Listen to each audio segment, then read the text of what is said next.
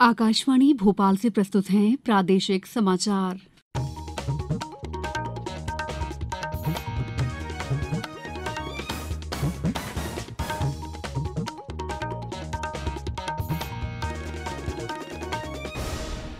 नमस्कार, समाचारों के साथ मैं दीपा सिंह। सबसे पहले मुख्य समाचार। राष्ट्रपति ने कहा, शिक्षक अपने छात्रों में विज्ञान और अनुसंधान के प्रति रुचि पैदा करें। प्रदेश भर में शिक्षक दिवस पर हुए विभिन्न कार्यक्रम, किया गया शिक्षकों का सम्मान। नक्सल चीफ कमांडर को साथियों सहित मुठभेड़ में मार गिराने वाले 31 पुलिसकर्मियों को मिली समय पूर्व पदोन्नति। और जनजातीय कार्य विभाग ने निजी कोचिंग संस्थान के साथ मिलकर शुरू की चैंपियन 90 पहल। अब समाचार विस्तार से। राष्ट्रपति द्रौपदी मुर्मू ने आज शिक्षक दिवस के अवसर पर नई दिल्ली के विज्ञान भवन में आयोजित एक समारोह में देश के 45 शिक्षकों को राष्ट्रीय पुरस्कार प्रदान किए। राष्ट्रपति ने कहा कि शिक्षकों की जिम्मेदारी है कि वे अपने छात्रों में विज्ञान और अनुसंधान के प्रति रुचि पैदा करें। अच्छे शिक्षक प्रकृति में मौजूद जीवित उदाहरणों की सहायता से जटिल सिद्धांतों को सरल बनाकर समझा सकते हैं। राष्ट्रपति ने शिक्षकों से छात्रों में प्रश्न पूछने और अपनी शंका व्यक्त करते रहने की आदत को प्रोत्साहित करने का आग्रह किया। उन्होंने कहा कि अधिक से अधिक प्रश्नों के उत्तर देने और शंकाओं का समाधान करने से उनका ज्ञान भी बढ़ेगा। राष्ट्रपति ने कहा है कि मातृभाषा प्राकृतिक प्रतिभा के विकास में सहायक होती है। यदि शिक्षक छात्रों को अपनी मातृभाषा में पढ़ाए तो छात्र आसानी से अपनी प्रतिभा का विकास कर सकते हैं। इसलिए राष्ट्रीय शिक्षा नीति 2020 में स्कूली शिक्षा और उच्च शिक्षा के लिए भारतीय भाषाओं के प्रयोग पर जोर दिया गया है। प्रधानमंत्री नरेंद्र मोदी ने कहा है कि एक शिक्षक में सकारात्मकता की ताकत होती है। उन्होंने कहा कि एक शिक्षक विद्यार्थियों को चुनौतियों का सामना करने के लिए हमेशा प्रेरित करता है। प्रधानमंत्री आज नई दिल्ली में अपने आवास पर राष्ट्रीय शिक्षक पुरस्कार 2022 के विजेताओं के साथ बातचीत कर रहे थे। श्री मोदी ने कहा कि एक सच्चा शिक्षक विद्यार्थियों को ऐसे सपने देखने के लिए प्रेरित करता है जो हासिल नहीं किए जा सकते। उन्होंने कहा कि राष्ट्रीय शिक्षा नीति बनाने में शिक्षकों की महत्वपूर्ण भूमिका रही है और इस नीति की दुनिया भर में प्रशंसा हुई है। प्रदेश में शिक्षक दिवस के अवसर पर विभिन्न कार्यक्रमों का आयोजन किया गया। इंदौर शहर के विभिन्न शासकीय विद्यालयों के 85 से अधिक शिक्षकों को शॉल, श्रीफल, प्रशस्ति पत्र और स्मृति चिन्ह देकर सम्मानित किया गया। इस अवसर पर अतिथियों द्वारा सम्मानित शिक्षकों के साथ भोज भी किया गया। जिला शिक्षक सम्मान समारोह समिति धार द्वारा जनजातीय कार्य विभाग के 211 और शिक्षा विभाग के सेवानिवृत्त हुए 32 शिक्षकों सहित कुल 243 शिक्षकों का सम्मान किया गया।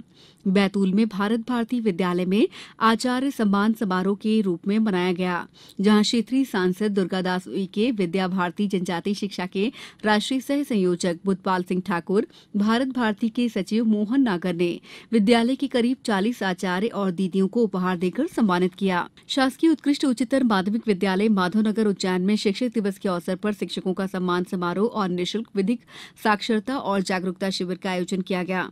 इस अवसर पर सभी उपस्थित शिक्षक गण का सम्मान जिला न्यायाधीश और सचिव जिला विधिक सेवा प्राधिकरण अरविंद कुमार जैन, सेवानिवृत्त बैंक प्रबंधक भारतीय State Bank S Narang, professor Devendra Godha, Suresh Chhabra, PLV Praveen Jain ने किया। शहडोल जिले में शिक्षक दिवस पर कई कार्यक्रमों का आयोजन किया गया। भारत विकास परिषद ने लॉ कॉलेज में गुरुवंदन छात्र अभिनंदन कार्यक्रम का आयोजन किया। देश में पिछले एक दशक के दौरान विद्यार्थी शिक्षक अनुपात में अत्यधिक कमी आई है। शिक्षा मंत्रालय के अनुसार प्राथमिक स्कूलों में 2010-11 में विद्यार्थी शिक्षक अनुपात 43 था, जो 2020-21 में कम होकर 26.3% पर आ गया। उच्च प्राथमिक विद्यालयों में यह अनुपात 2010-11 के 33 से गिरकर 2020-21 में 18.9 पर आ गया।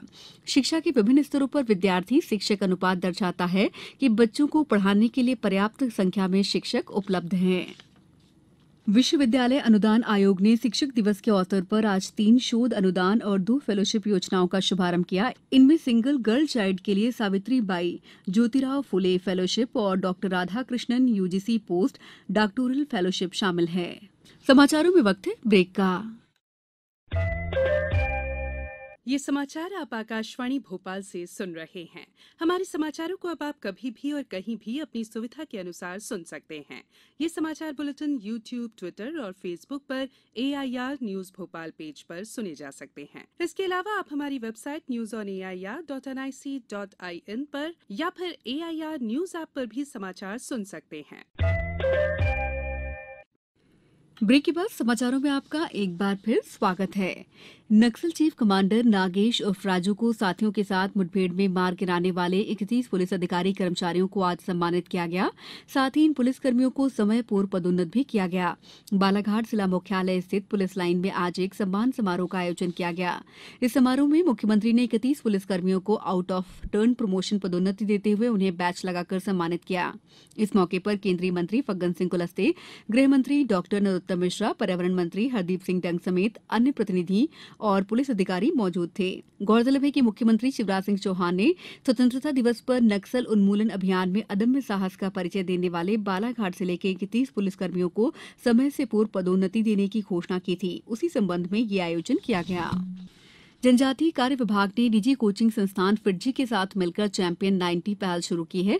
ये संस्थान अपने सीआरएस फंड से इन विद्यार्थियों को सभी आधुनिक सुविधाओं से परिपूर्ण कोचिंग सुविधा देगा। साथ ही हर विद्यार्थी को शैक्षणिक तैयारी करने के लिए टैबलेट भी निःशुल्क प्रदान किया जाएगा। ये टैबलेट कोचिंग संस्थान के शैक्षणिक सॉफ्टवेयर से जुड़ा होगा। इनमें विद्यार्थियों को ऑनलाइन शिक्षा सामग्री उपलब्ध होगी।